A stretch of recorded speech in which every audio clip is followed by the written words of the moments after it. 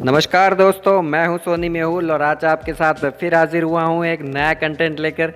आज हम इस वीडियो में बात करने वाले हैं राजा पोरस के बारे में, जिसने सिकंदर के साथ युद्ध किया था। तो आइए जानते हैं राजा पोरस के बारे में। लेकिन उससे पहले कह दूं कि अगर आप अब तक आपने मेरे चैनल को सब्सक्राइब नहीं किया है तो सब्सक्राइब करें, लाइक करें और बहुत ज़्यादा शेयर करें। तो आइए जानते हैं राजा पोरस के बारे में।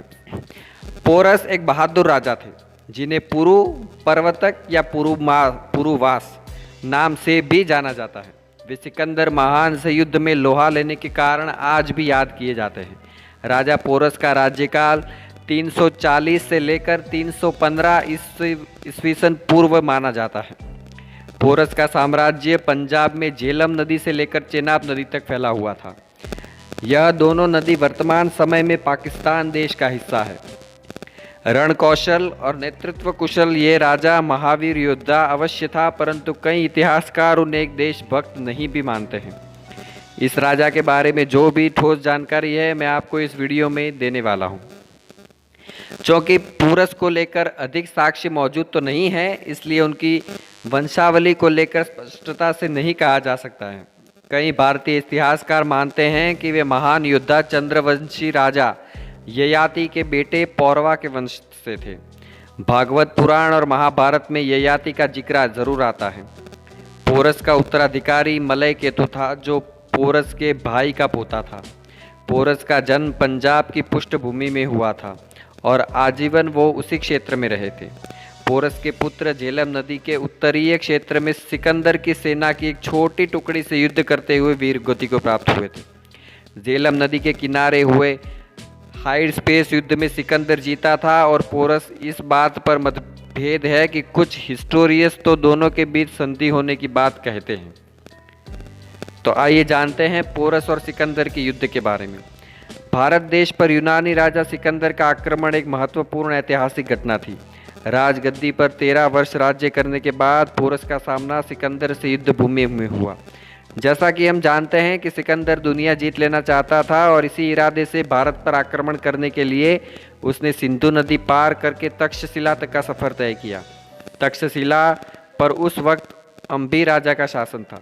उसने बिना प्रतिक्रमण किए सिकंदर के सामने घुटने टेक दिए, बल्कि उल्टा सिकंदर का भव्य स्वागत किया और सोना चांदी उपहार भी भेंट किए। सिकंदर एक महान योद्धा था जिसकी ताकत के आगे बड़े बड़े राजा महाराजा बिना युद्ध लड़े ही हार मान लेते थे। ऐसे में पोरस का युद्ध करने का साहस सचमुच प्रशंसनीय है। अब सिकंदर का अगला ध्येय पोरस था। अपने 32,000 सैनिकों की विशाल सेना लिए वो झेलम नदी की ओर रुख करता है।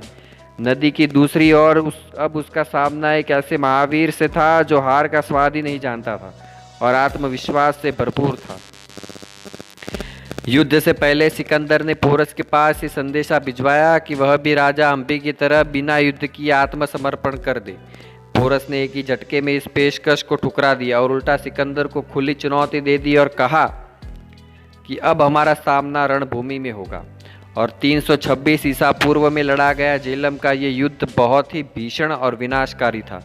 दोनों सेनाओं के अनगिनत योद्धा, चोटिल और बहुत सैनिक मारे गए। आइए जानते हैं कि पोरस की सेना के बारे में। पोरस की सेना में करीब 3,000 पैदल सैनिक थे, 4,000 घुड़सवार थे और करीब 300 रथ योद्धा थे। इनके अलावा उनके पास प्रशिक्षित 130 हाथियों की फौज भी थी, जो सामने लड़ने वाली हर चीज़ को पैरों तले कुचल देते थे। इसके अतिरिक्त पोरस ने करीब 2,000 सैनिक और 120 रथ अपने पुत्र के साथ पहले ही भेज दिए थे। कुछ सैनिक शिविर में भी तैनात थे ताकि अगर दुश्मन वहां तक पहुंचता है तो उसे रोका जा सके।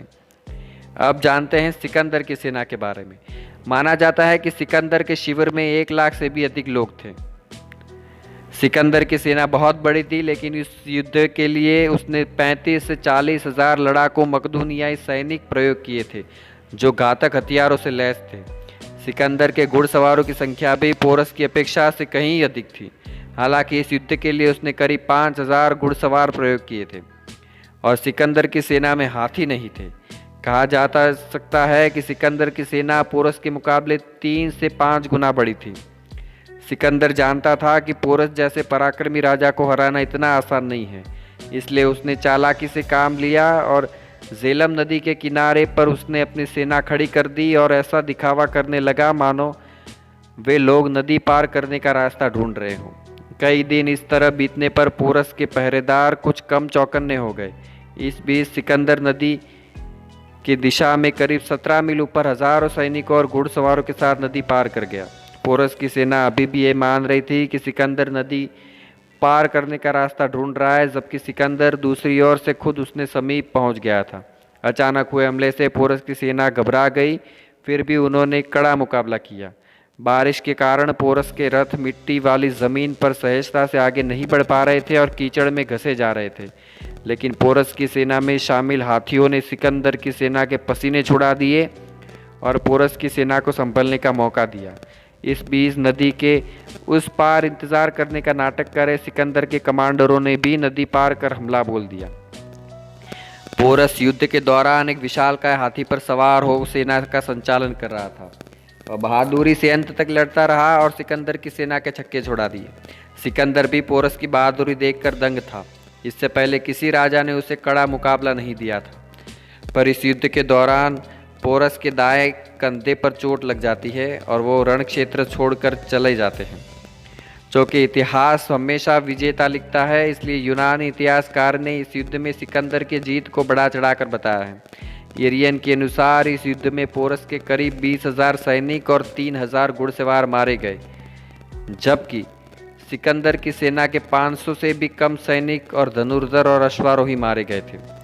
इस युद्ध के बाद सिकंदर भारत में आगे नहीं बढ़ा। माना जाता है कि पोरस की बहादुरी देखकर और हाथियों के भय से सिकंदर के योद्धा भारत में और आगे नहीं बढ़ना चाहते थे, इसलिए सिकंदर ने पोरस को अपनी और मिलाना ही उचित समझा और अपने पुराने मित्र मौर्य से प्रस्ताव भिजवाया, जिसके बाद दोनों राजा आपस में मिले।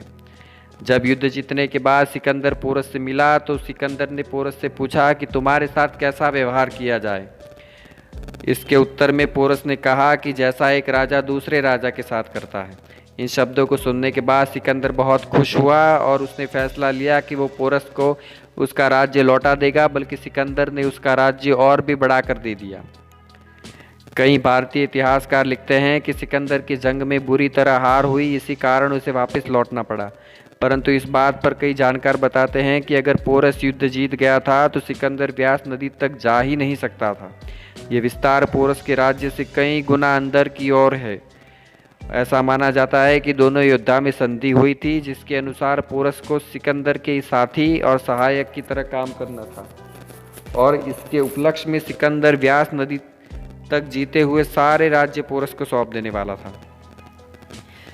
हाइड स्पेस युद्ध में सिकंदर की जीत और जीत के बाद पोरस के राज्य पर कब्जा ना करने की बात पर विवाद है, क्योंकि सिकंदर का जीवन चरित्र और आचरण दर्शाता है कि वो एक शराबी, निर्दयी, अत्याचारी और अत्यंत कुटिल लड़ाकू था।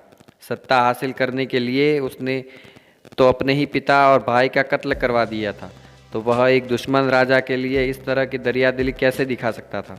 कुछ इतिहासकार बताते हैं कि सिकंदर के साथ ऐसे चापलूस इतिहासकार चलते थे जो सच्चे तथ्यों पर लिपापोती करके सिकंदर को ऊंचा और महान भी दर्शाते हैं। अगर हम पोरस को राजा पर्वतक ही समझे तो उसकी मृत्यु एक विषकन्या द्वारा हुई थी। और कुछ इतिहासकार ये बताते हैं कि सिकंदर के एक खास सेना नायक यूदोमोस ने राजा पोरस को 321 ईसा पूर्व से 315 ईसा पूर्व समय काल में कत्ल कर दिया था। इसके अलावा एक तर्क ये भी है कि चंद्रगुप्त मौर्य के करीब आचार्य चाणक्य ने पोरस की हत्या करवा दी थी, ताकि वह आगे चलकर उनके विजय अभियान में रोड़ा ना बन सके। पोरस नाम के महान योद्धा के जीवन प्रसंग भले ही संदेह और रहस्य से भरपूर हो, पर उनकी वीरता पर कोई भी संदेह नहीं कर सकता। तो दोस्तों, आज हमने बात की राजा पोरस के बारे में। मुझे उम्मीद है ये वीडियो आपको बहुत ज़्यादा पसंद आया होगा। तो पसंद आया है तो लाइक करें, सब्सक्राइब करें और शेयर करें। मिलते हैं अगले नए वीडियो के साथ, नए कंटेंट के साथ। तब तक के लिए धन्यवाद।